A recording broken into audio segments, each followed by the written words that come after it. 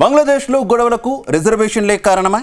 రిజర్వేషన్ల రద్దు కోసమే ఆందోళనలు జరుగుతున్నాయా? లేదంటే అమెరికానే బంగ్లాదేశ్లో అశాంతికి కారణమైందా? కొద్ది రోజుల క్రితం అమెరికా ప్రభుత్వాన్ని పరోక్షంగా షేక్ హసీనా ఎందుకు హెచ్చరించారు?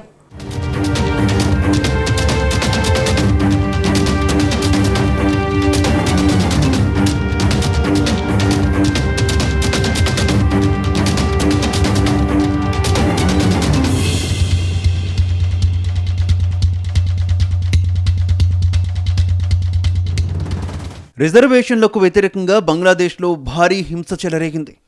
3 వారాలుగా రిజర్వేషన్లు రద్దు చేయాలని నిరసనకారులు చేస్తున్న ఆందోళనతో షేక్ హసీనా ప్రభుత్వం వణికిపోయింది.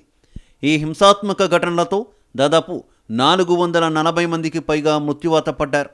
ఆందోళనకారులు ప్రధానంగా అవమీ లీగ్ అనుబంధ సంస్థలపైనే అల్లరి మొక్కలు టార్గెట్ చేశారు. ఈ క్రమంలో మైనారిటీ వర్గాలపై దాడులు కొనసాగాయి. వారికి రక్షణ కల్పించడంలో ఆ దేశపు ఆర్మీ పూర్తిగా విఫలమైంది. ఢాకాలో అల్లరి మొక్కలు రెచ్చిపోయారు.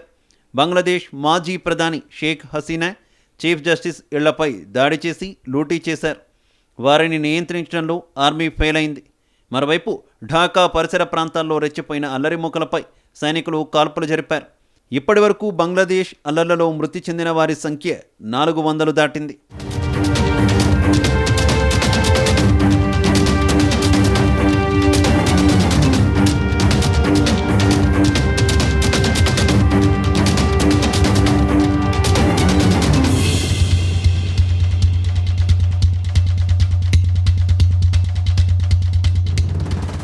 బంగ్లాదేశ్లో పరిస్థితి పూర్తిగా చేజారింది.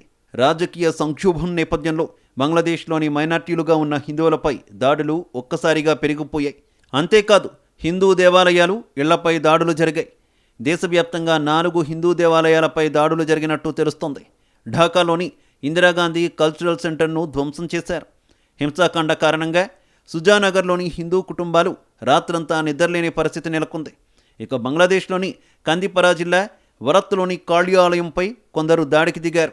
దేవాలయంలో విగ్రహాలను ఛాందసవాదులు పగలగొట్టారు. ఆలయంలో ఉంచిన కొన్ని విగ్రహాలను బయటకు విసిరేశారు. ఇక బోగురా జిల్లాలో అనేక హిందూ మైనార్టీల ఇళ్లను తగలబెట్టారు. ఇక పిర్గచ్చా ప్రాంతంలో హిందూ దేవాలయాలపై కూడా దాడులు జరిగాయి. వాహనాలను కూడా నిప్పు పెట్టారు. నోకాలి ప్రాంతంలో ఆలయంపై కూడా దాడి జరిగింది.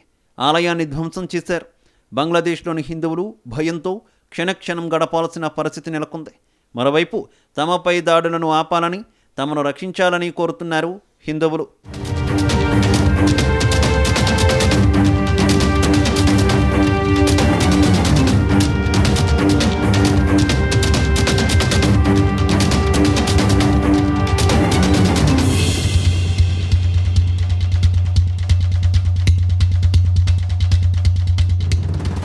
దేశవ్యాప్తంగా చెలరేగిన హింసాత్మక ఘటనలతో షేక్ హసీనా ప్రభుత్వం వణికిపోయింది.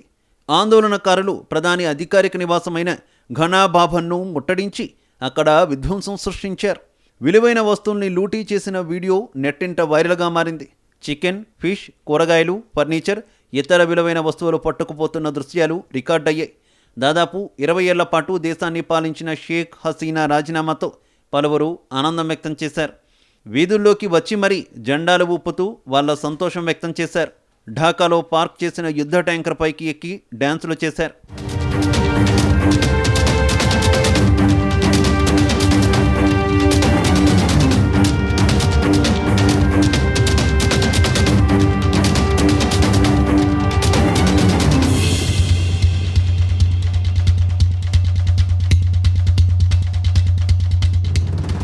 బంగ్లాదేశ్ ఘర్షణల్లో ఓ సినీ నటుడు దారుణ హత్యకు గురయ్యాడు. ఓ యువనటుడు, దర్శకుడైన అతడి తండ్రిని నిరసనకారులు అతి కిరాతకంగా హత్య చేశారు. ఈ నటుడు గతంలో హసీనా తండ్రి షేక్ ముజిబుర్ రెహమాన్ బయోపిక్లో నటించారు. ఇక బంగబంధు షేక్ ముజిబుర్ రెహమాన్ జీవితం, కెరీర్ తొలినాళ్లలో జరిగినటువంటి సంఘటనల ఆధారంగా బంగ్లాదేశ్కు చెందిన దర్శక నిర్మాత సలీం ఖాన్ 2021లో ఓ సినిమాను తెరకెక్కించారు. ఈ సినిమాలో సలీం కుమారుడు నటుడు శాంతో ఖాన్ హసీనా తండ్రి రెహమాన్ యుక్త వయసు పాత్రను పోషించాడు. ఈ సినిమాతో శాంతో ఖాన్ కెరీర్ మలుపు తిరిగింది. చిత్రానికి కూడా ప్రేక్షకుల నుంచి విశేష ఆదరణ పెరిగింది. అయితే షేక్ హసీనా ప్రధాని పదవికి రాజీనామా చేశారన్న వార్త బయటకు రాగానే శాంతోస్ అలీంను ఆందోళనకారులు లక్ష్యంగా చేసుకున్నారు. ఈ విషయం తెలుసుకున్న తండ్రి కుమారులు చాంద్పూర్లోని తమ స్వగ్రామానికి పారిపోయేందుకు ప్రయత్నించారు. మార్గ మధ్యలో ఆందోళనకారులు వీరిని అడ్డుకున్నారు. ఆత్మరక్షణ కోసం వీరు కాల్పులు జరిపేందుకు ప్రయత్నించారు. కానీ అప్పటికే నిరసనకారులు వీరిని చుట్టుముట్టి కర్రలతో కొట్టి చంపినట్టు స్థానిక పోలీసులు ధృవీకరించారు.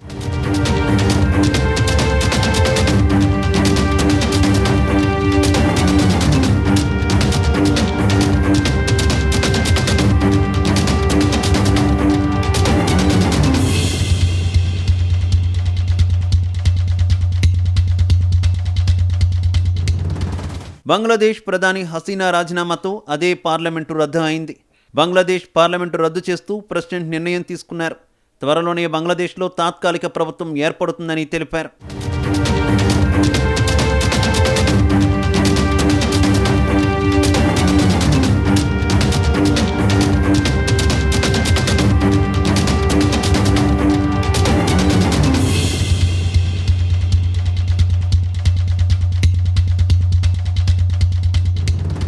మరోవైపు బంగ్లాదేశ్ ప్రధానిగా షేక్ హసీనా రాజీనామా చేయడానికి ముందు హైడ్రామా జరిగినట్టు తెలిసిందే.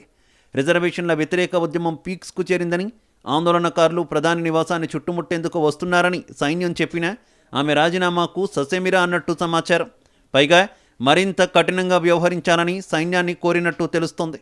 అయితే అది సాధ్యం కాదని, పరిస్థితి చేయి దాటిపోయిందని సైన్య అధ్యక్షుడు హసీనా సోదరి రెహానాను ఒప్పించే ప్రయత్నం చేశారు. అయినా హసీనా రాజీనామాకు నో అన్నారు. కానీ అప్పుడు అమెరికాలో ఉన్న హసీనా కుమారుడు ఫోన్ కాల్తో అంతా మారిపోయింది. 45 నిమిషాల పాటు హైడ్రామా తర్వాత హసీనా రాజీనామా చేసి బంగ్లాను వీడి భారత్కు చేరుకున్నారు.